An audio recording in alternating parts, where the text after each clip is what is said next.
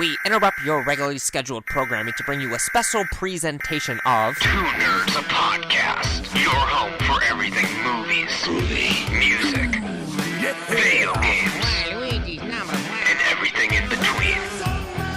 With your hosts, Buddy the Bruiser, and Dynamite Jarrod Latching. How's it going, everyone? Welcome back to another episode of Two Nerds, a podcast. We are Two Nerds. This is a podcast. I am Buddy the Bruiser. And I am Dynamite Jarrod. Dynamite Jarrod, my fucking dude. What's going on, my man? We had a long day today. It wasn't, I don't know, we didn't really do much. I don't know, we went out to eat. We went to like a park that was packed like it was Cedar Point. And, smoothies from Pulp. I Can take it or leave it. Yeah, that part we could have done without, for sure. But it was just really hot, so I guess it felt like a long day. I mean, I was at work all day. You had some quality time with my wife while we were gone. someone's got to keep her entertained, buddy. Yeah. You may notice, conspicuous by his absence is Midnight Miles. Some were starting to call the show Two Nerds, a podcast featuring Midnight Miles, but he's been gone for like the past couple of weeks. Was he in the clip show at all? Yeah, he was, because we played the our little WrestleMania preview. And also the violence and media discussion. If you haven't checked out the clip show from last week, subscribe, hit that like button, smash all the buttons except for the dislike. Yeah. And leave us more ratings on Apple Podcasts. I think we have like 4 or 5 ratings, but we can always use a few more. So if you're listening to us on Apple Podcasts, make sure you go ahead and do that. Do we know everyone personally? It doesn't tell you who rated it, but it does say who left a review of it. But I think this person meant to leave the review for House of Horror. And they did the wrong one, because the review says, astronomical, Buddy is a blessing, love hearing all horror stories. From Dad Long Duck. Interesting. So whomstever that is. Yeah, Dad Long Duck, you migrate over to the Two Nerds podcast. That was on the Two Nerds podcast. I know, but obviously he's talking about the House of Horror.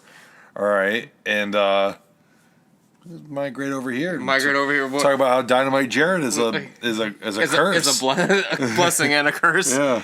But what I want to talk about today, since Miles is not with us, and I know he has a lot of things to say about Resident Evil, this might come out after the Resident Evil show. I'm not sure when this might be for the next clip show. Depending on when Midnight Miles. When he arrives. Notoriously late. Midnight Miles is not only because his name starts with an M and it sort of rolls together, Midnight Miles. He usually rolls out around midnight. When he's like, all right, I'll be there at 8:30, bro. If you ever do business with Midnight Miles, just don't. Just don't do business with this man. He's never on time. It's just a bad deal. Like you were saying today, like, how is he on time for work? It's a mystery. And you know what? Also, seeing movies. He's always on time for the movies too. Because he's got to get there for the previews, and then he does. Not seeing a movie at your house. Don't ever invite him to see a movie at your house, because you're gonna fall asleep. It's gonna be like 11:59 when he shows up with like the worst movie you've ever seen in your entire life. Speaking of which, is what you wanted to talk about, Conjuring the Devil Made Me Do It? Oh, that wasn't what I was planning on talking about, but we certainly can, because it is topical. I was going to say we do a little Ghost of Tsushima discussion, but we can do both, because we watched Conjuring, The Devil Made Me Do It to him, last night, and, well, that fucking sucked. It was pretty fucking bad. I don't even, feel like we can discuss much about it, because I was just so, I was, astral projecting as this movie was happening. My brain couldn't handle how fucking dull the movie was, that I just, was like, I don't want to be in this plane of existence right now. So, my experience with the Conjuring films, I've seen the major ones. I haven't seen some of the spin-offs, like The Nun or The Curse of La Llorona, which you have seen. But no, I haven't seen La Llorona. Which one did you see? I haven't seen any of them. Oh, I thought you saw La Llorona. I just criticized it openly because I saw. I thought you had seen it. Because I saw the trailer and I was like, "Wow, this looks like every horror movie that's ever come out in the past, like, 5 years. And the first Annabelle is trash. I like the second Annabelle Creation. I think... the reason I think it's so good is because the bar was set so low, and the fact that it's, like, actually somewhat good. Like, it's not, like, groundbreaking cinema or anything, but it builds good suspense. It has some good scares in it. And I did not see Annabelle Comes Home, which I don't know if you're familiar with the plot of this one. The Warrens go on a weekend getaway, and they have a house sitter. And the Annabelle doll just kind of goes nuts when the house sitter is at the house. Does it also claim to be based on a true story? I think that one is purely fictional. I cannot imagine they would have a Are house the Warrens sitter. even in the movie? Like, they like come at the beginning and then they come at the end. Okay. Like at the beginning, they're like, "All right, here's the keys, here's the fucking doll. Don't mess with it." And then I think they show. I haven't seen the film, but then I imagine they show up at the end. So, you say you like the second one only because the bar was set so low with the first one. But it is a good film. Like, I'm not saying that, like... I'm just saying it's not, like, groundbreaking cinema or anything, but I do enjoy the film. I think it's... Your I think it wife, was well Beck made. Nasty, like, speaks very highly of it. She, like, really wants me to watch Annabelle Creation. It's good. Like, if you were going to watch one out of the Conjuring universe based on the ones I've seen, like, I think that's better than the Conjuring 1 and 2. The first one I thought was underwhelming. I don't remember much about the second one. Apparently Marilyn Manson is in the second one. Controversial figure these days. I don't- Controversial figure always, but now he's an actual scumbag. Not the So- actual Marilyn Manson. I'm assuming that the deity or whatever that's in the second Conjuring Oh, I thought you meant the... appears to look similar Resemble to Marilyn Manson or something. I just read Rick the Dick's review of it on Letterboxd, and was saying that it looked like Marilyn Manson. they're like doing battle with Marilyn Manson or something. I see. But yeah, so this one, I mean, it came out on HBO Max, and we were hanging out, so we're like, whatever, we'll pop it on. I had suggested we watch Godzilla's Revenge, but I was shot down. It's like I'm not sure if that was a mistake or not. I don't know. Both of those movies are pretty shit. Yeah. Yeah, Godzilla's Revenge is dog shit. Conjuring Devil Made Me Do It is dog shit. I just sat up like halfway through the movie and I was like, I'm gonna play Dokkan on my phone real quick. this is dog shit. Like, that movie sucked. Like, there was no suspense. I felt that there were no, like, real stakes to it. I mean, like, yeah, the fucking dude is possessed or whatever, but, like, it's not, like, some, like, big, like, I don't know. Like, it's not, like... It was the most, like, what'd they say, like, heinous case yet or something? That's like, what they say at the beginning of it. Yeah, they have, like, the text pop up. I haven't even seen the first two, but if they're less heinous than that, then there's no need for me to watch them because, God, that sucked. Oh my God, it was trash. I don't even know. Don't watch Conjuring 3 unless I guess you're a Conjuring super fan. Like if you're like obsessed with the Warrens, then From what I've heard, they're actually like they were very like shitty people. Like from what I've heard, they would show up to these places like uninvited and kind of like make shit worse, like the real life versions of them. But I don't know how accurate that is. That's just what I've heard. the perception that I got from them, because there's a clip at the end of the movie where They're on like a talk show. that's like Yeah. the real clip of them like on a talk show. The perception that I got from them is that I instantly did not like them. Yeah. Like it was, freaking 1970 and the lady's sitting there in like her freaking like 1800s like out blouse and like just it was like one of those things where you like they're like right up there with like televangelists and stuff like that. To me, like the perception that I just picked up from them instantly was like, okay, these people are full of shit. Right. Yeah, I can understand that. Yeah, I haven't looked too much into the real life versions of them, but I know that like I've heard like on like podcasts and shit, like they would have some of the families like come on the show that were like involved in like these actual like cases, and they were like, no, the Warrens like fuck them or like whatever, and like they don't even really like to talk about it or the films really, because it's not like accurate to what happened with even their relationship with them, because they kind of like made things worse from what they were saying. So Right. Well, I mean, obviously, I know the films can't be accurate to real life because maybe this third one was accurate to real life because it was not interesting. It seemed like nothing happened. It was like not very interesting. Like, did it feel that way to you? Like the stakes just like weren't that high. Like, just it was the one dude that was possessed, and he invited the demon into him, but apparently no one else in the room heard, except for Ed Warren. No one heard him inviting the demon into him. I thought that was a little strange, but I don't know. It was just...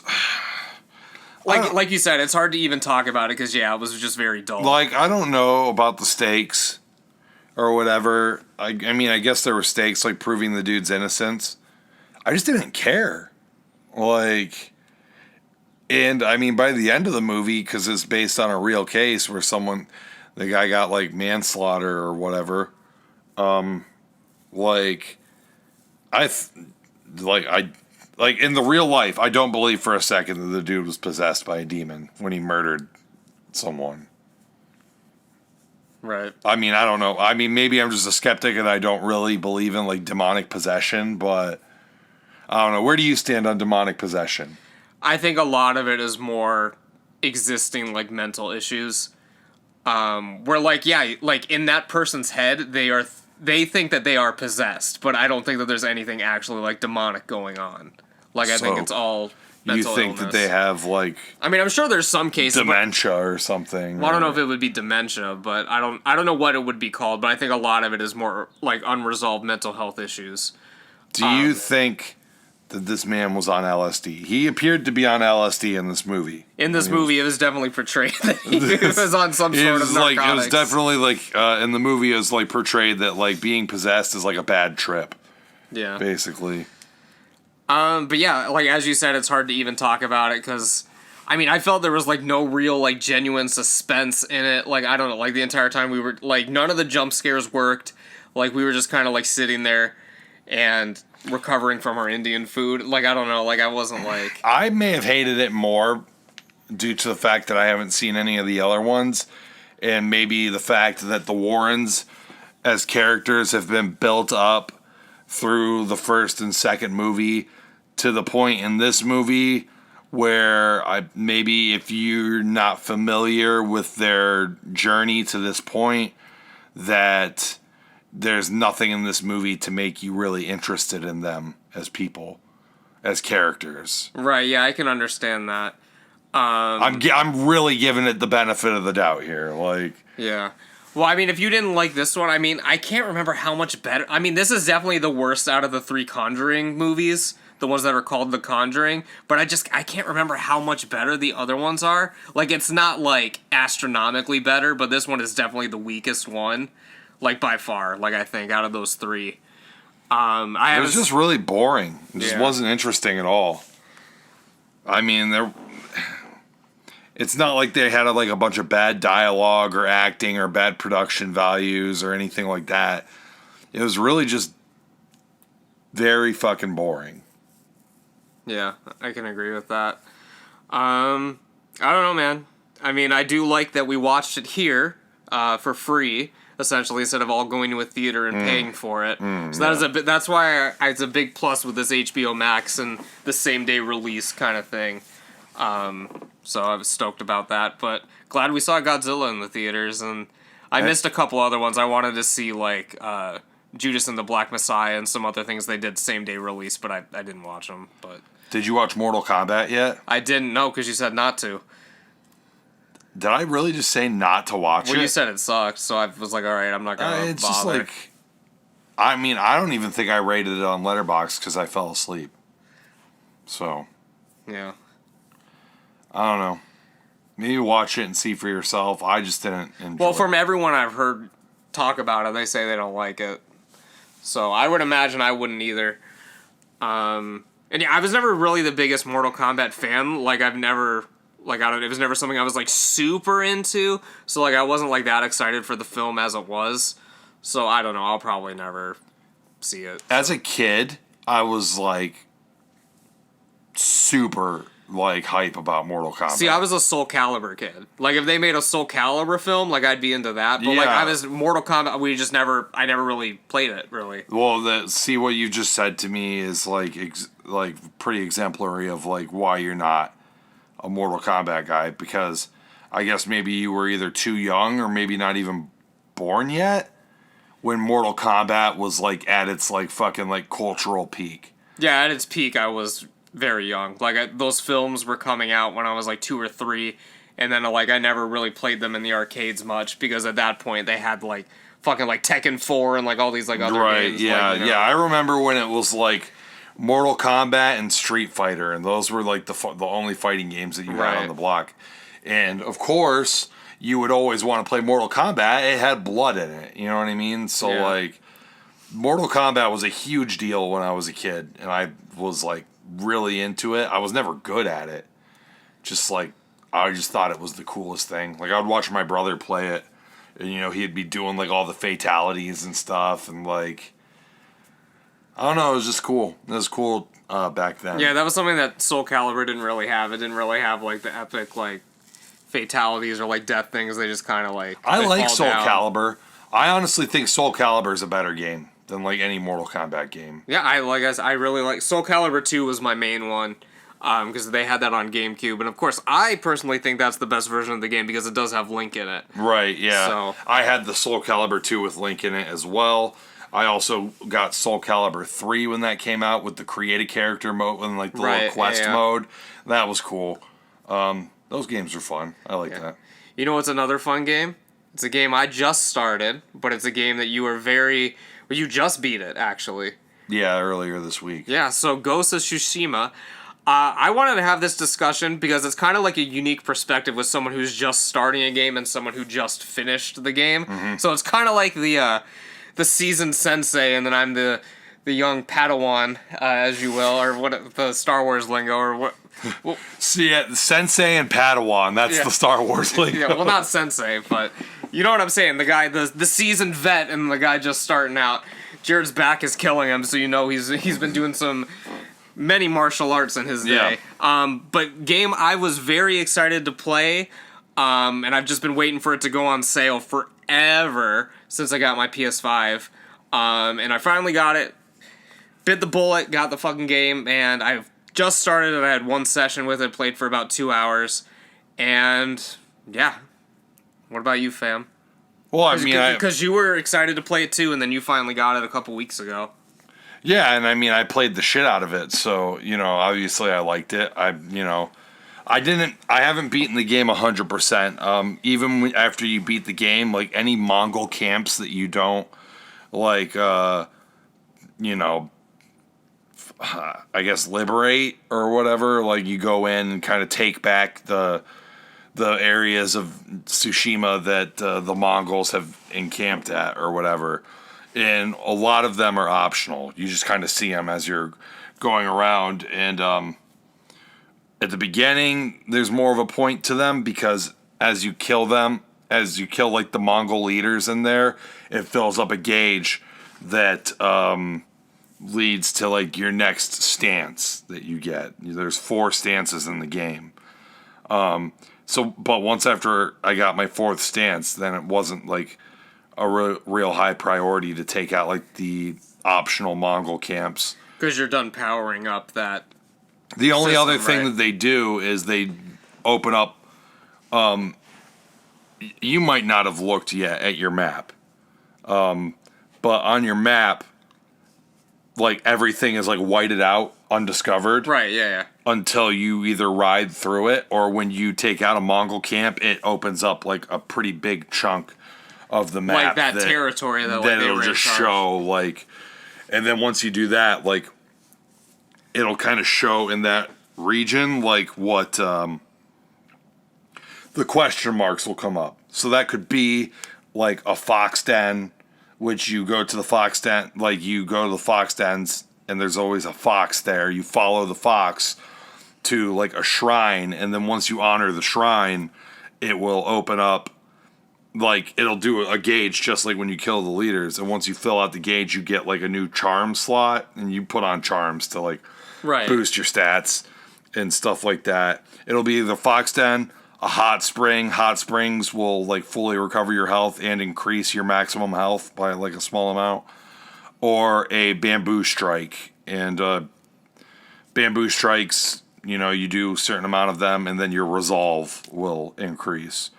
So like you'll get those question marks once you like open up those areas like of the map. You'll see where they are. So if you want to, go like fucking do the admittedly repetitive side quests to, get the thing. Though hot springs and none of them are really side quests. The one that's most quest about it is the damn fox dens, which it's really not. You just follow the fox for like 2 minutes and then you end up at like a shrine. There's also other shrines that could possibly be like the question marks, but those ones are kind of like, almost like a fucking dungeon. You kind of have to like, there's always like the bridge is out. You always have to find like the alternate route to get up to it. Right.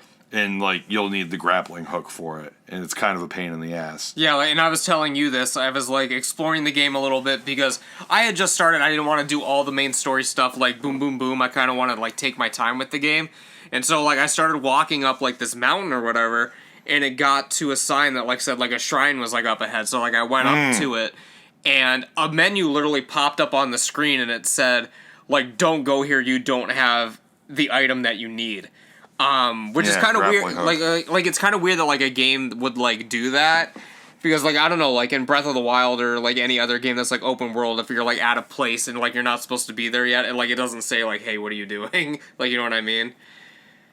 Well, you owe all like 2 of our listeners a drink for not having your phone on silent. No, that was actually the computer, so there's nothing I could really do about that other than to mute the computer, which I will do. Because I normally do when we record, but I forgot. So, there it goes. So, the computer will not ding again. There you go. So, leave your drink order in the comments below. Yeah, down below, drink orders for Buddy the Bruiser. And also, let us know in the comments down below if you like Midnight Miles. If you want him back on the show. If you want him on the show for a more like regular basis, let us know in the comments below. Or if you think that he's a piece of shit like me and Buddy do, then... let us know that too. We'll be more than happy to tell him to his face, show him your comments and what the listeners think, and give him the boot based on what you're saying. Based on your suggestions. Yeah. So. But yeah, Miles has not played Ghost of Tsushima, so this one and he never will. He never will. He's always like, oh man, yeah, I want to play it. It looks good, and then he'll fucking like after he beats Resident Evil 8 for like the 10th time, he will probably start like Resident Evil 2 again or something. Well, he said he was going to play Skyrim for his winter game, as he's been hyping it up as his winter game. So that's what he's been doing. We kind of just dove into the game, but we didn't really explain what the game was. And it feels like the game was tailor-made for you, Jarrod, because it's the kind of game that... It's the gameplay that I know you enjoy, and it's subject matter that I know you enjoy, because you're very into the Japanese heritage and culture. So why don't you let's just say what the game is if someone hasn't heard of the game or whatever. So it's basically about it's like Samurai Breath of the Wild with no puzzles, basically, like, which I wouldn't mind if they threw some puzzles. They threw some puzzles. If they literally made it Samurai Breath of the Wild, I would have been like, Like, yeah, so as opposed to, like, the shrines in Breath of the Wild, where you have to solve a puzzle, maybe defeat some monsters and shit to, like, activate the shrine or whatever it is in that.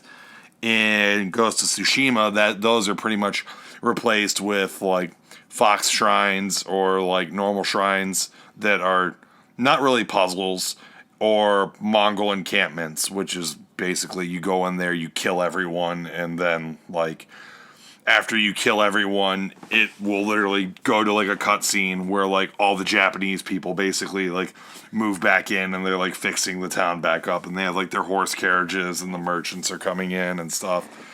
and the weather's nice and everything, you know. It's like when in Lion King when Scar takes over and the weather is just automatically shit. Yeah. And then as soon as Simba's back in control, the rain comes and everything, all the plants grow back and everything. So like this is like kind of like a fictional recount of events in Japanese history that took place before the period where the game takes place.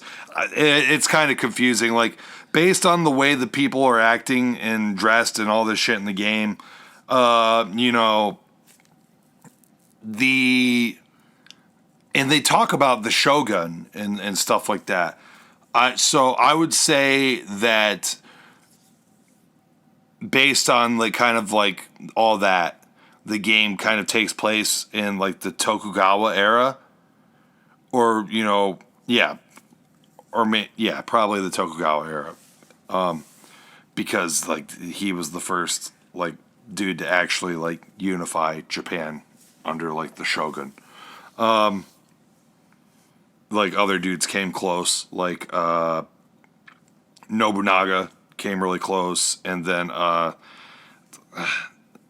Hideyoshi, or I think he's always the most forgettable for me. But there was one more guy, he came really close, and then after that, Tokugawa Ieyasu did pretty much united all of Japan under the Shogun. Like the Shogun was like the supreme like ruler. I mean, obviously the emperor was like the supreme ruler, but he was like kind of like a figurehead, kind of like the Queen of England is now. Right. At that point, the dude that was really calling the shots was the Shogun, which is like the highest military like kind of guy. Whatever. When Mongols actually tried to invade Japan was before all that. It was, I think that there were samurai in Japan, but it wasn't like this kind of like advanced like notion of, you know, it wasn't like fucking Kenshins like walking around and stuff like that, fighting and, for the rebellion. And when the Mongols actually took over, like I think they tried twice in both times. I think they both got like Deus Ex Machina. Like they got like, I know for a fact at least one time they got hit with like a tsunami. Like when their ships were coming into port, like they basically just got fucking smacked with a tsunami, and then like the Japanese, like the samurai and shit, like kind of picked up the scraps, like when they got to the shore. Otherwise, like Japan would have been fucked both times. But in this game, they do get to shore, and you play as Jin Sakai, and kind of like the plot of the game is like all the samurai pretty much get wiped out by the Mongols, like in this battle, like right at the beginning of the game, and like Sakai gets rescued by this like thief girl or whatever, and she kind of like shows him like how to be like stealthy and like sneak around, and it's kind of like a moral dilemma for him because as a samurai, this is another part that's like fictional about the game, but it's also fictional about a lot of portrayals of samurai in media. But it was a big issue when the game came out. But like a lot of realists were like coming forward and being like, you know, the code of honor thing like didn't really exist for samurai, and by the time that it was really kind of like a thing, like it wasn't something that was like strictly adhered to. Right, because even at it's obviously at the beginning of the game, and she's like, "Oh, you gotta sneak behind these guys and do this and that," and he's like, "No, like we're samurai, we face them head on, we announce that we're here." You always want to look your opponent in the eye as you kill them or whatever. Right, and they say that in his training or whatever when he's like training with his uncle or whatever. Yeah, you never strike from the back. And it's like a big plot point in the game is kind of like his progression towards using like basically ninja tactics to combat the Mongols, you know, like whatever, and like that's kind of like the driving force behind the plot in the game. In reality, there are missions in the game that you do have to do like that style of gameplay, but in reality, there's like 3 different ways you can play the game. Like you can play like as a samurai, walk into a Mongol encampment. It literally has the standoff mechanic, Right, yeah. where you just walk in, announce that you're there, basically like come in like, "Are you cowards?" Like and Yeah. and then everybody will like come surround you, and then you can like just start killing everybody straight up. Or you can sneak in, stealth, fucking Metal Gear Solid style, Tenchu style, and just like take everybody out slowly. Or you could just be an archer. You know, there's bow and arrow in this game too, where you just like I haven't gotten that far yet. But of a distance, you're just sniping people and stuff, which is kind of stealth style too. Like most of the time when I was playing, I wouldn't use my bow and arrow unless I was doing stealth. But you could technically like find like a good spot, like, you know, higher ground, and like everybody's running at you, and just like right, take them out like that.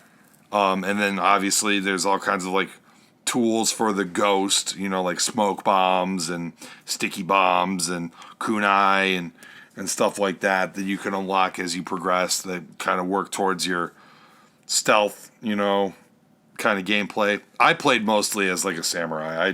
I would do standoffs like crazy. Yeah, that's what I've been trying to do, because I know there's like an achievement for standoffs. That's something I've really liked about PS5, by the way, because I mean I've never been on a system where you're like getting trophies and other people can like see your stuff. Because like on Nintendo, like they don't have like a trophy system or anything, so that's just something I've really enjoyed being on PlayStation now. Because on PS2 they didn't have that shit. Which is the last one I had. No, so. yeah. Xbox introduced it in that console generation, but then Sony didn't pick it up until PlayStation 3. Yeah. So yeah, I'm trying to get some of the trophies, and one of them is like beat so many people in a standoff. So I'm doing standoffs every time I can so far.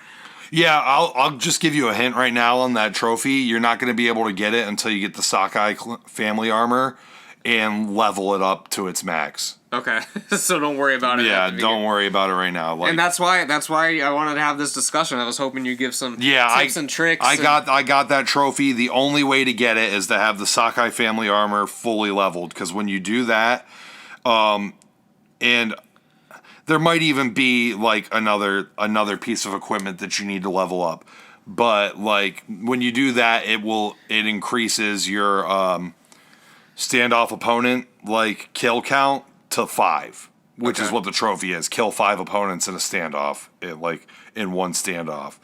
So basically, once you start leveling up your armors and stuff to where your standoff will get to like 5, and I think one of them might even be on just like your sword.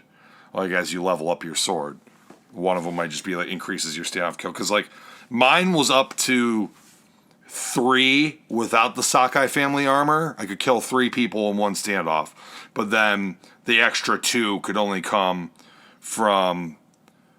It's not your sword. It's your personal like abilities. Like you use your technique points.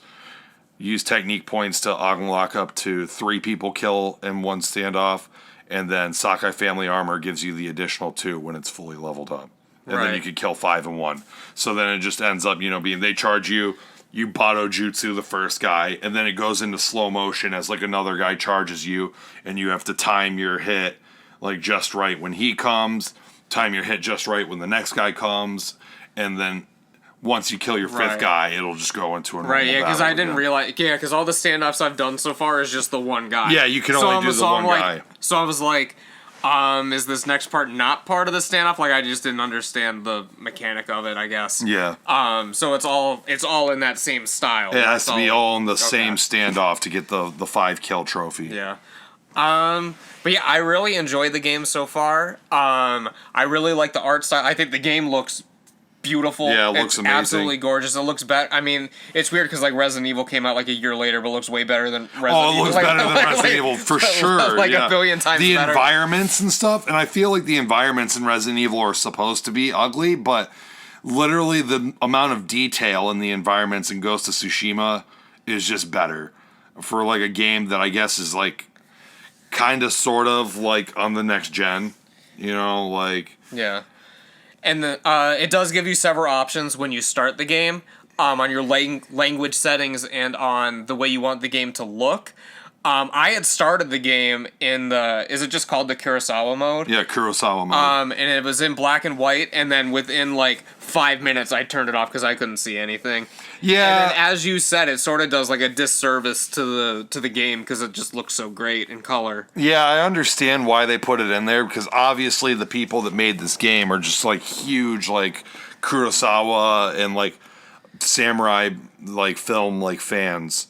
You know what I mean? Like, you can just, like, tell, like, like, the whole, like, honor and stuff like that. They love Seven Samurai and shit like that, you know? Like, yeah. But, so I understand why it's there. To me, it's kind of just like I think I would have preferred if they made that, like, unlockable. After you beat the game the first time, you unlock a Kurosawa mode. Right, it would have been a good, like completion bonus or something. You know what I mean? Or maybe like Kurosawa mode only does the cutscenes like that or something. Right, like, yeah, because I did it like right at the beginning. I tried doing like the big fight that you mentioned where everyone's getting killed off, and I was like, I can't even like see where I'm going, basically. And yeah, so I turned that off right away. I will say, play the game in Japanese with subtitles.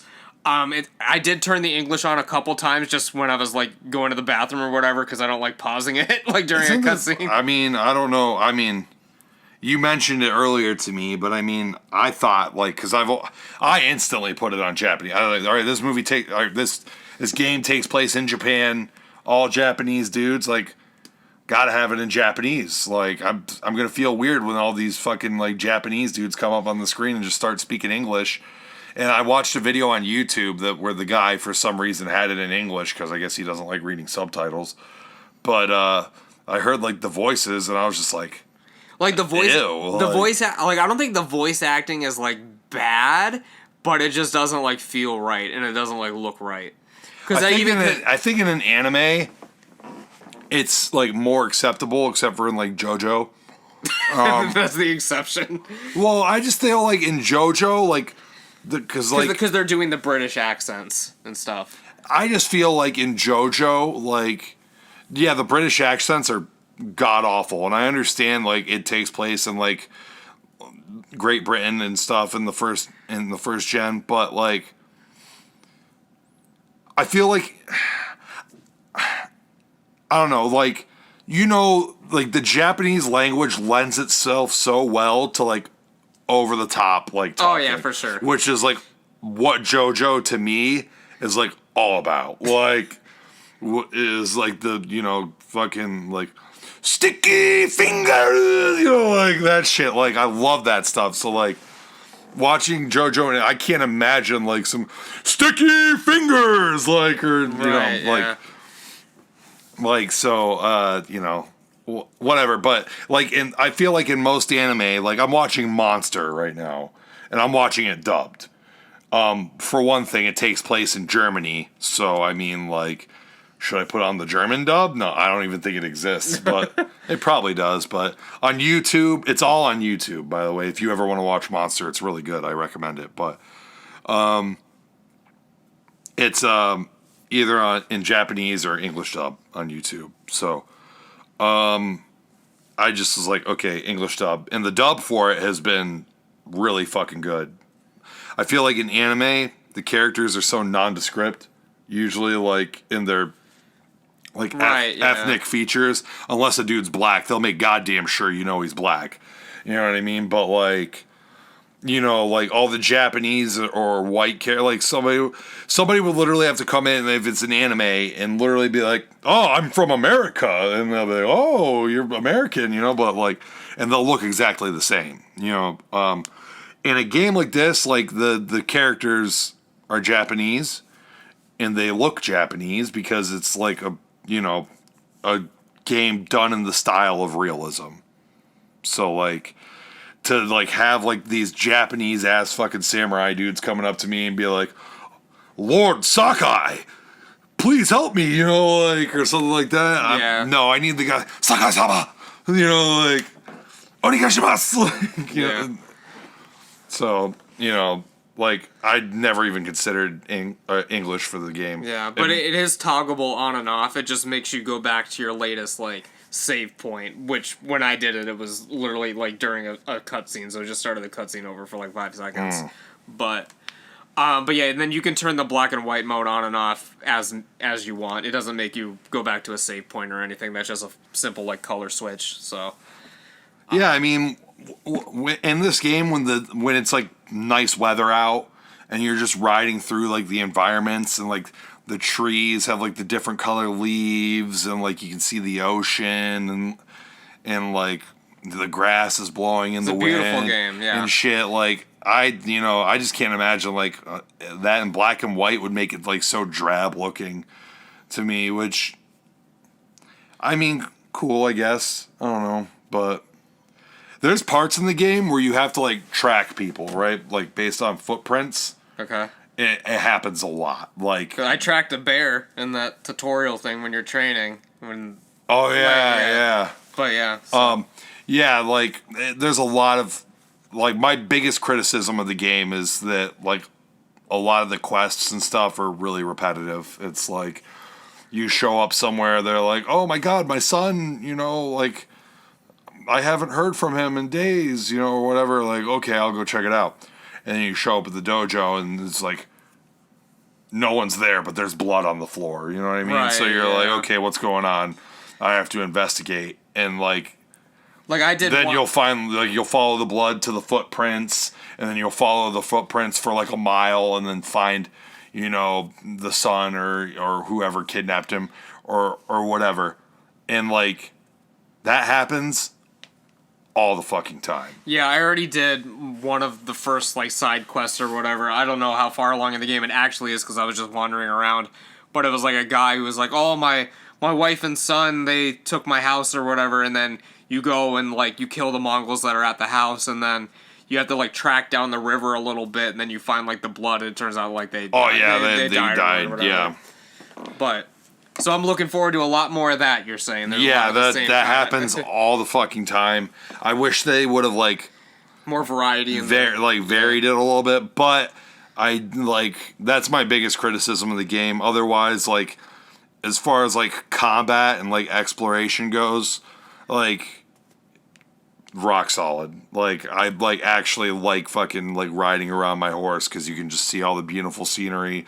And then when you come across a bunch of Mongols, I'm never like, oh man, another fight. Like I need to avoid it. No, I always love killing these motherfuckers. So here's a question for you, because this was a big point of, I don't want to say contention with my wife, but we're the most indecisive people of all time. What color horse did you pick? I picked the black horse. You did? So that's the third one? Black Lives Matter, yeah. Yeah. I picked the black horse and I named him Kage. Like Shadow. That was my name as well. I went with that first horse, like the grayish one. Right. But yeah, I was literally sitting there and I'm like, I like all three of these horses. Oh, yeah. I was like... Beautiful steeds here. Yeah. It was tough. Tough decision. Another thing you can do really is like once you kill Mongols, like any stable or anything, like you can basically get up and ride any horse in the game. Okay, yeah. Like you can just take off on pretty much any horse will let you ride it. It's not like a weird thing like in Zelda. I think you have to like tame horses and shit. Yeah, and then you have to keep them at a stable. And you can switch them out, but yeah, you have to like capture the horses or whatever. I remember the big thing in that was I had to like capture like the fucking gigantic horse. Yeah. Like the big ass horse, and then Zelda's horse is like in a field somewhere, and it's like ridiculous to tame. But yeah, do you have any other tips and tricks for someone who's just starting out? Because I don't know, like I feel like I'm so far so good, but if there's anything I should be aware of. I think that you should seek out as many Mongol leaders as you can and just kill them as early as possible. Unlock all of your stances early, because each stance is advantageous against different types of enemies. So right now you just have the basic stance. It's strong against swordsmen. Okay? But like the next one you're going to unlock is like the wind stance or whatever, and it's advantageous against shield, like dudes that have sword and shield. Right. And then after that, you'll unlock like probably the most useful stance in the game, which is like moon stance or something like that. And do you have to like toggle in between these, or does it automatically? Yeah, you do. In the middle of battle, you will like you kill one guy, and then you'll see like, okay, this guy has sword and shield. You hold down like I think R2, and it, like everything will kind of like go into Pop like up, slow yeah. motion, and it's literally just hold R2. It'll pop up in the corner, and then it's like X, circle, triangle, or square to switch to them. So yeah, then you switch to like the shield one, and then you do like some triangle attacks on the guy with the shield, and you'll break his guard with like fucking 2 or 3 hits because you have the good stance against him now, and then you just do your squares on him, and he's fucking gone. And the most useful one is the triangle one, which is for spears, because those motherfuckers with spears, before you get that stance, it's a joke. Like, they're so goddamn like broken. Like, you'll just be sitting there like fighting some guy, and they're just like poking you in the ass and shit. You couldn't see the little silence Jarrod was poking me. Yeah, but yeah, it's they're so busted that once you unlock that stance, one of the first techniques that you get is like an auto parry, where like if they're coming at you, instead of using like the actual parry thing, as long as you're attacking, you will parry their spear. Right. And it'll just like auto parry them if you're attacking, and then you will just fucking cut them up. Admittedly, I know I'm going to have a lot of problems with combat because I can tell that there's going to be like a lot of like blocking and stuff involved probably, and I never fucking block in games. I'm just like gung-ho, like fucking attack as fast as possible. Yeah, it's like you got to look for your like right opening. I didn't block that much until later in the game, but even then it was kind of like one of those things where I have to like think like, okay, I want to block him, because if you once you unlock perfect parry, and if you hit it with the right timing, it's like devastating, because it'll immediately break their guard, and then you just cut them up. It's really good during like boss battles if you can hit it like right at the right time. But like for the most part, I would like tuck it, like do the roll, like the dodge roll. Right, yeah. So dudes would come at me, and I'm like dodging, rolling around them, and then you hit like your triangle attacks to stagger them, and then you'll just cut them up.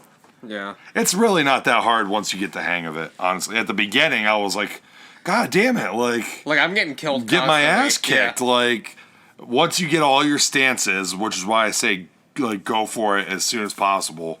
Like, once you get all your stances and like get your timing down, like you get like really OP, like super fast. Like, I've done one Mongol base so far. I did everything stealth except for like the last guy, because he's like in his like hut or whatever. There's no real way to like get around him. You kind of have to fight him.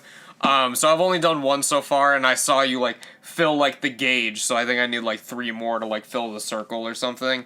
I don't know how. Right? Many you need. Yeah.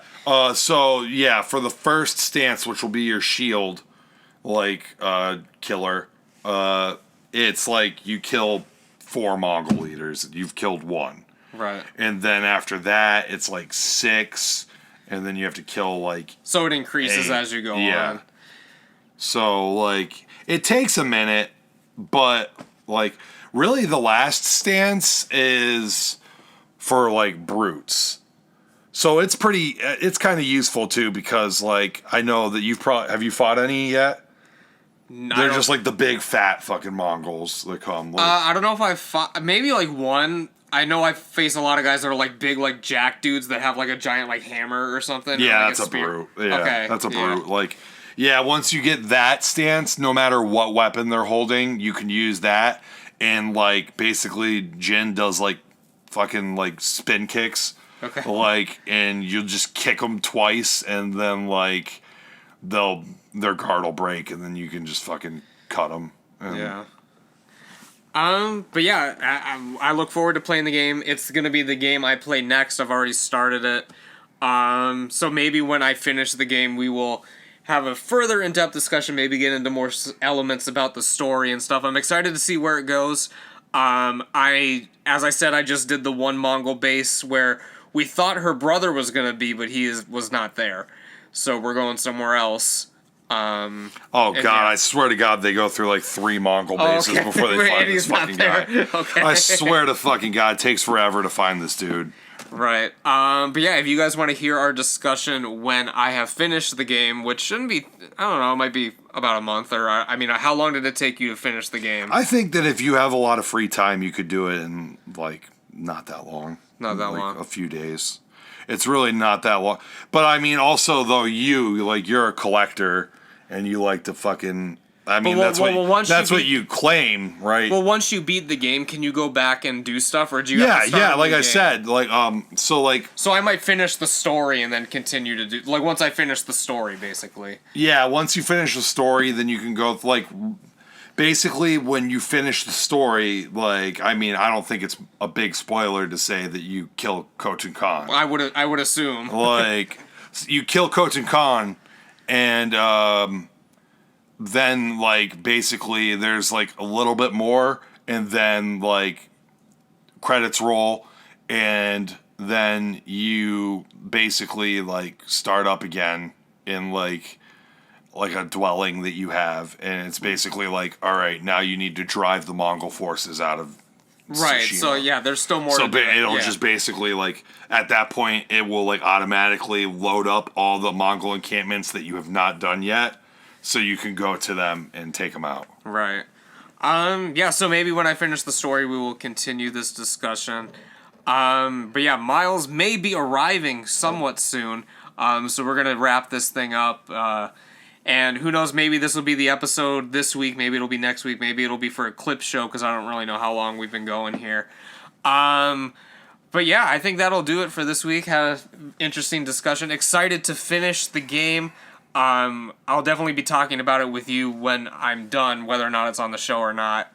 But yeah, let us know down in the comments below what you guys want to see. Another episode that we're going to be doing soon, we will be discussing your favorite games of all time. We got a few submissions for that, so we will bring you guys up, give you a shout out, and all that good stuff in a coming episode. So if you are interested in letting us know what your favorite games of all time are, let us know down in the comments section below. Again, leave us a rating and a review over on Apple Podcast.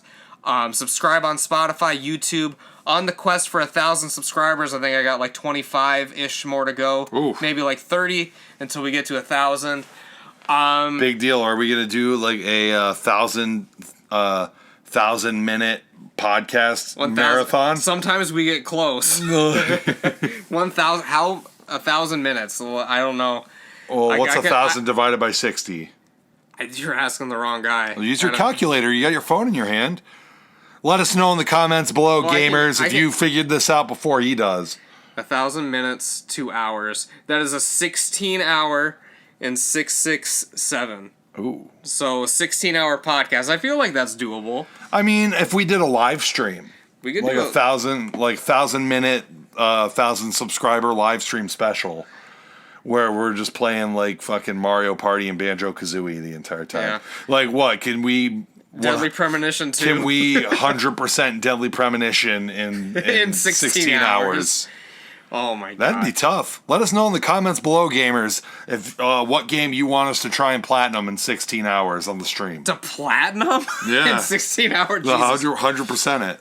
Octodad. They're gonna Octodad. Have you played Octodad? They're gonna pick something stupid like Demon Souls or something that's gonna be really hard. There's no way you can do that in 16 hours. Yeah, nice Are you try. kidding? They're gonna be Platinum Persona 5 in 16 hours. 100+ hour game. Wow, I have to beat the game 7 times and get all the different endings. Cool. No. Yeah, nice try. But yeah, guys, thank you guys so much for watching and listening.